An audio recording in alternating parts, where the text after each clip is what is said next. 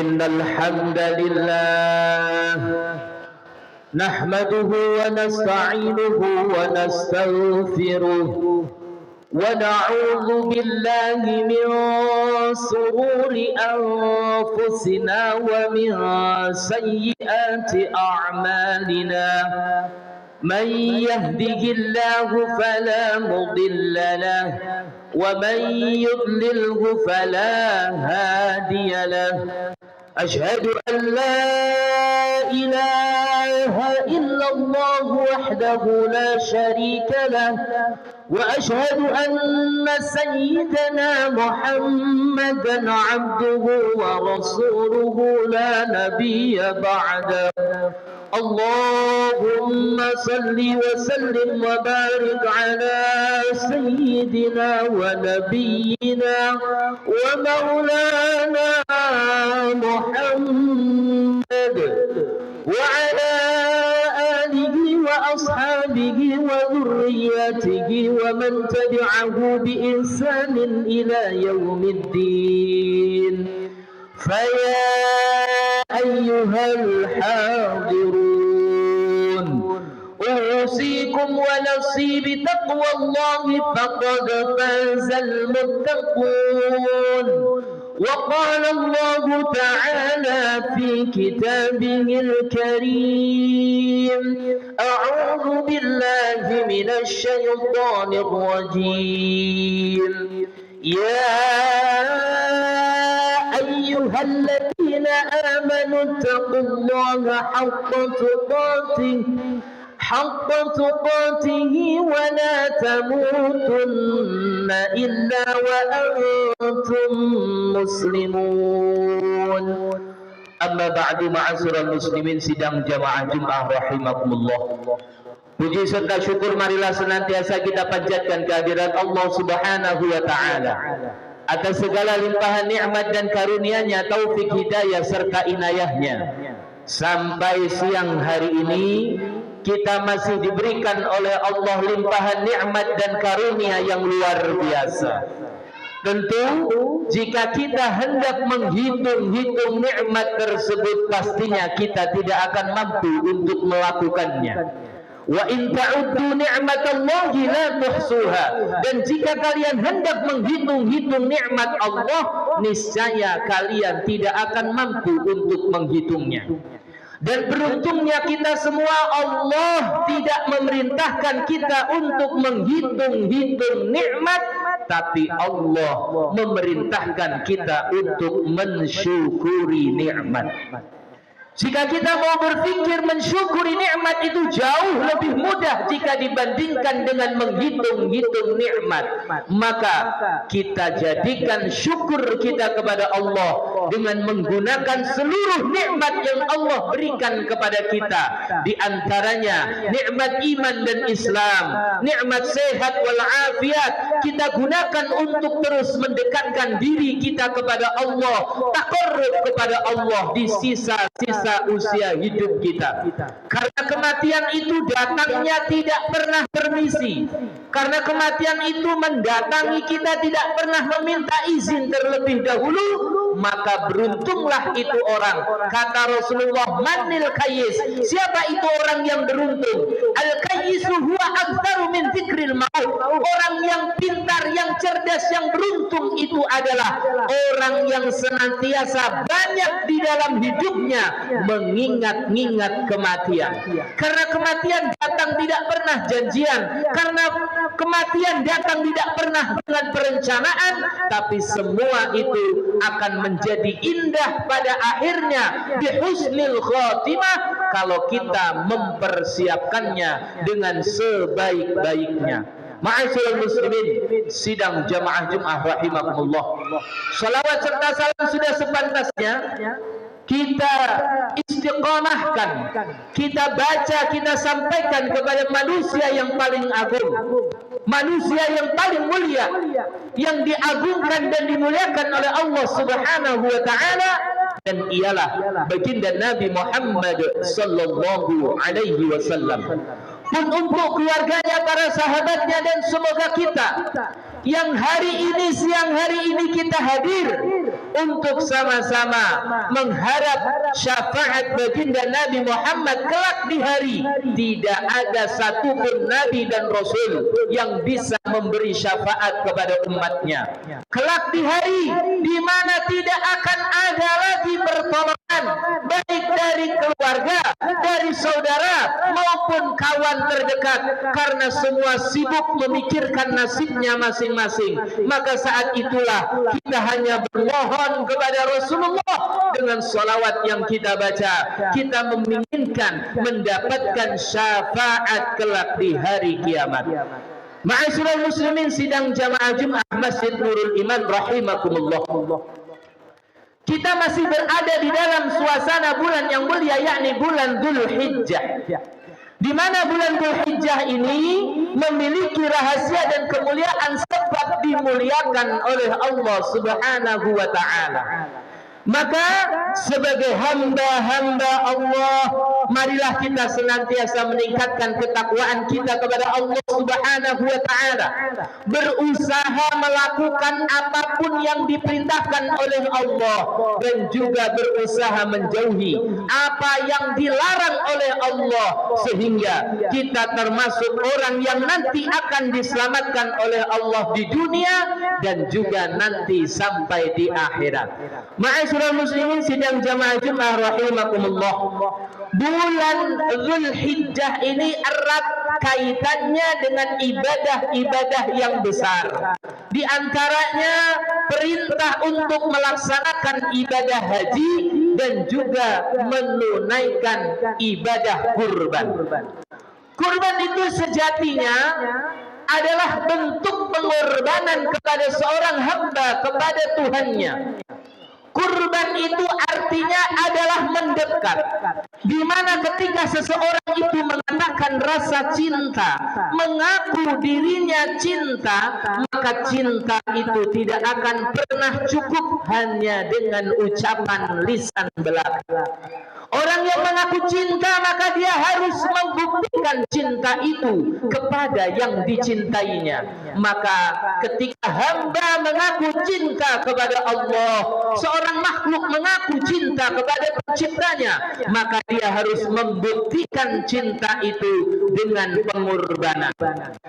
Tidak ada sosok teladan yang mulia yang bisa kita jadikan contoh di dalam kehidupan kita yang digambarkan di dalam Al-Quran, di mana sosok teladan yang mulia itu setiap tahun kisahnya kita dengar dan kita baca. Setiap hari raya Idul Adha, hampir seluruh masjid, para khotib, para ustadz membahas sosoknya yang begitu mulia, yakni Nabiullah Ibrahim alaihi salam dan keluarga, yakni Siti Hajar dan Nabiullah Ismail alaihi salam. Tapi banyak di antara kita, kisah ini hanya menjadi ritual dan bacaan sejarah belaka. Tidak pernah kisah ini benar-benar kita resapi dalam kehidupan kita. Maka setiap tahun berulang, ketika kita bertanya kepada saudara kita, sudahkah tahun ini Anda berkurban? Maka mereka hanya menjawab, mengorbankan perasaan. Artinya apa? Ini hanya menjadi ritual setiap tahun.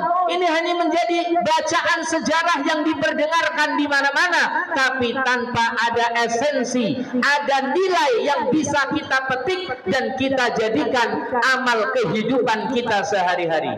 Ma'asyiral muslimin sidang jamaah Jumat rahimakumullah. Ketika Nabi Ibrahim mengaku cinta kepada Allah, mengaku bahwa tidak ada cinta yang mampu mengganggu dan mengalahkan cinta dia kepada Allah, maka Allah mendatangkan ujian. Begitulah Al-Quran berkata, janganlah kamu mengaku sekali-kali beriman kepada Allah sebelum Allah mendatangkan ujian untukmu dan hidupmu. Maka ketika Nabiullah Ibrahim mengaku cinta, lahirlah putra yang dia tunggu sekian lama, karena dia mendapatkan Ismail dalam keadaan usia senjanya. Maka saat itulah Nabi Ibrahim hatinya sedikit demi sedikit bergeser kepada putranya, yakni Ismail alaihi salam. Maka kata Rasulullah sallallahu alaihi wasallam, tidak ada zat yang maha pencemburu kecuali Allah subhanahu wa ta'ala. Maka kadang kita perlu introspeksi dan muhasabah diri. Kenapa hidup kita menjadi susah? Kenapa hati kita terus gelisah? Kenapa pikiran kita melayang tidak pernah tenang? Jangan-jangan hati kita sudah jauh dari Allah. Maka Allah cemburu dengan itu. Maka Allah mendatangkan berbagai macam musibah. Allah datangkan berbagai macam ujian dan kesulitan. Tujuannya satu, agar kita kembali kepada Allah subhanahu wa ta'ala. Begitupun Ibrahim alaihissalam, ketika cintanya sudah mulai bergeser kepada putranya, maka Allah perintahkan. Perintah ini bukan sekedar perintah biasa, tapi memang benar menjadi ujian yang luar biasa untuk Ibrahim, yakni disuruh menyembelih putranya Ismail alaihissalam. Apa yang bisa kita pelajari dari sini? Maka kalau Ibrahim mau mengorbankan sesuatu yang paling dicintai dalam hidupnya demi mendekatkan dan membuktikan cintanya kepada Allah, apa yang sudah kita korbankan dan berikan kepada Allah subhanahu wa ta'ala? Sedangkan ketika Allah memberi kepada kita, Allah tidak pernah menghitung-hitung, Allah tidak pernah membilang-bilang. Semua nikmat yang Allah berikan kepada kita gratis. Kita berpikir nafas itu sederhana, kita berpikir nafas itu mudah, tapi bayangkan kalau orang sedang sakit, jangankan untuk dia bergerak, bernafas saja dia susah dan dia harus dibantu dengan oksigen. Tapi saat kita sehat sekarang ini, kita sering lupa, dan nikmat kesehatan itu memang sering kita lupakan, dan baru tahu nilai artinya nikmat sehat itu ketika sudah datang penyakit dalam diri kita.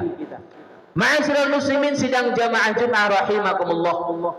Ketika Ibrahim dipanggil oleh Allah, beliau mendatanginya. Lalu pertanyaannya, ketika kita dipanggil oleh Allah, sudahkah segera kita mendatanginya? Kapan Allah memanggil kita? Ketika para muadzin mengumandangkan azan di setiap masjid dan musalla, maka saat itulah Allah memanggil kita. Kadang kita sering sibuk dengan urusan kita, kita sering lalai dengan urusan dunia kita, sampai kita lupa kepada siapa seharusnya kita mendahulukan segala urusan kita. Banyak di antara kita yang mengaku sibuk mencari rezeki, pergi pagi pulang malam, bahkan ada yang pergi malam pulang pagi, mengaku dia sibuk mencari rezeki, tapi mudah baginya meninggalkan perintah yang memberi rezeki. Maka jangan heran ketika kita mencari ke sana kemari, rezeki yang kita kejar larinya lebih cepat daripada langkah kita. Rezeki yang kita tunggu tak kunjung datang ke dalam genggaman kita. Di mana kesalahan itu? Ternyata salahnya adalah kita menjauh dari Dia yang memberi rezeki kepada kita.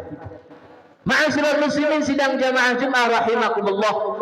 Maka kemudian ulama mengatakan, jika engkau ingin mendapatkan rezeki dari Allah, jika engkau ingin mendapatkan kasih sayang dari Allah, maka tidak ada jalan yang kita bawa kecuali jalan takwa kepada Allah subhanahu wa ta'ala. Bagaimana takwa itu kita buktikan? Yaitu dengan berusaha melaksanakan ketaatan kepadanya. Bayangkan kalau kita bekerja, dipanggil pimpinan kita, diundang ke kantornya, suruh datang pukul 9, jam 8 kita sudah ada di depan pintu ruangannya.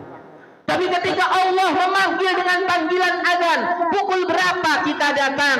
Bagaimana kita datang? Bagaimana kita menyiapkan diri kita dengan panggilan yang mulia itu? Tentu itu adalah bagian dari bentuk rasa cinta dan pengorbanan kepada Allah Subhanahu wa taala. Semakin orang itu taat kepada Allah, maka semakin nyata bukti cintanya kepada Allah. Tapi ketika dia hanya sekedar mengucap, sekedar di lisan, tidak pernah membuktikan dengan amal, maka tidak akan pernah sempurna keimanannya. Karena dikatakan oleh ulama, al-imanu tasdiqu bil qalbi wa taqriru bil lisan wa amalun bil arkan. Apa itu iman? Iman itu adalah sesuatu yang diyakini di dalam hati, kemudian diikrarkan dengan lisan dan diamalkan dengan segenap anggota badan. Semoga kita semua yang hadir termasuk ke dalam golongan orang-orang yang muttaqin, yang takut kepada Allah, yang senantiasa menyibukkan dirinya dengan apa yang diperintahkan oleh Allah, dan orang-orang yang mau berpikir dan memastikan bahwa apa yang diucapkan dan apa yang diperbuat bernilai pahala di hadapan Allah Subhanahu wa taala. A'udzu billahi minasy syaithanir rajim. Bismillahirrahmanirrahim. Wal 'asr innal insana lafi khusrin illa alladhina amanu wa 'amilus salihati wa tawasaw bil haqqi wa tawasaw bis sabr. Barakallahu wa lakum fil Qur'anil azim wa nafa'ani wa iyyakum minal ayati wa dzikril hakim. Aqulu qawli hadza astaghfirullahal azim li wa lakum wa li jami'il muslimina wal muslimat wal mu'minina wal mu'minat al ahya'i minhum wal amwat min ummati sayyidina Muhammad fastaghfiruhu innahu huwal ghafurur rahim.